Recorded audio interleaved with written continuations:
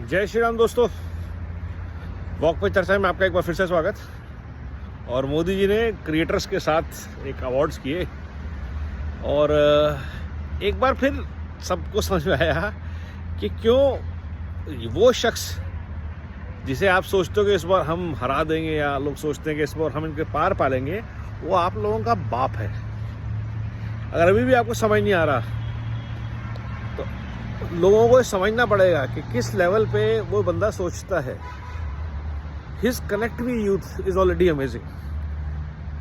Youth has something called mobile.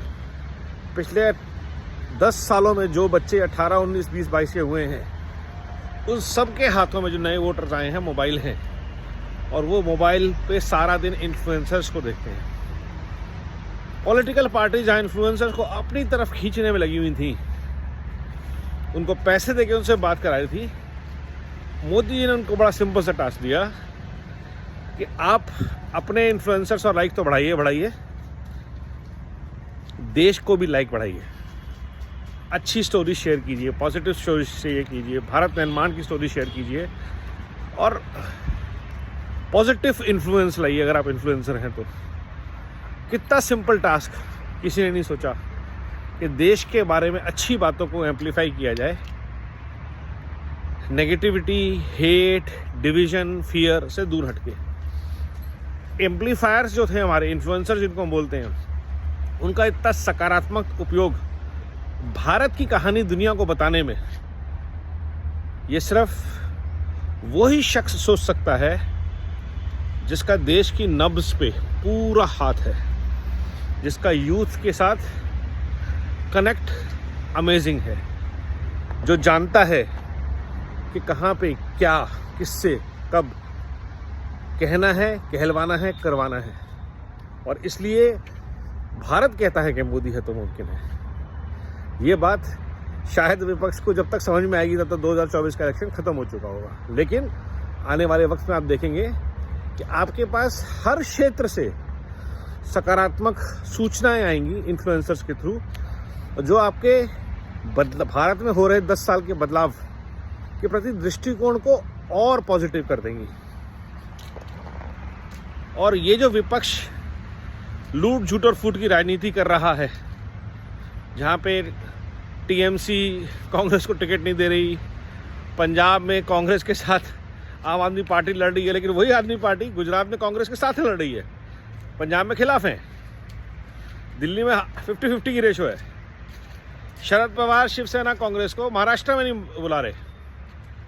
जो लोग आपस में एक नहीं है, परिवार में एक नहीं है, पार्टी में एक नहीं है, वो देश को जोड़ने की बातें करते हैं तो बहुत ही हास्यास्पद लगता है। और देश को जोड़ना कैसे चाहते हैं? जातियों में बांट के, क्षेत्र में बांट के।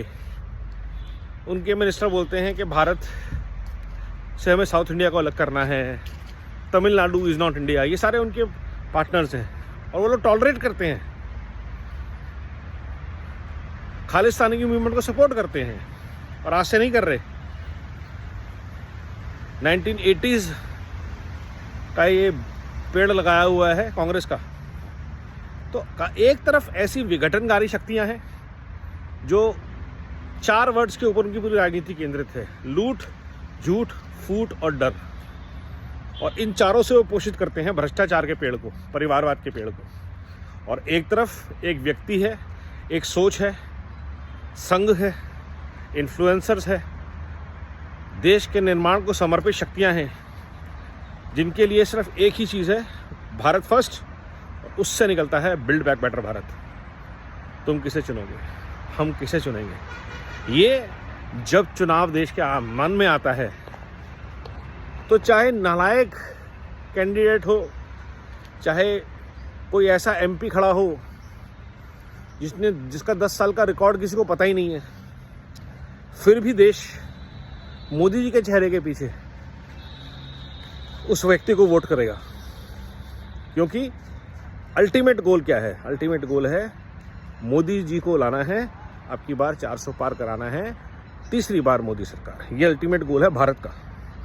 तो इसलिए जुड़े रहिए पॉजिटिव विचारों से, पॉजिटिव अपडेट से भारत के बारे में। रोज़ अब तो हज़ारों करोड़ के एयरपोर्ट, एम्स, IITs, हाईवेज़ और बड़े बड़े प्रोजेक्ट डिलीवर हो रहे हैं और उनका शिलान्यास हो रहा है अगली बार की डिलीवरी के लिए। तो ये सब वही है कि मोदी है तो मुमकिन है, और यही मोदी की गारंटी है। वंदे भारत, वंदे मातरम, ये है नमो भारत।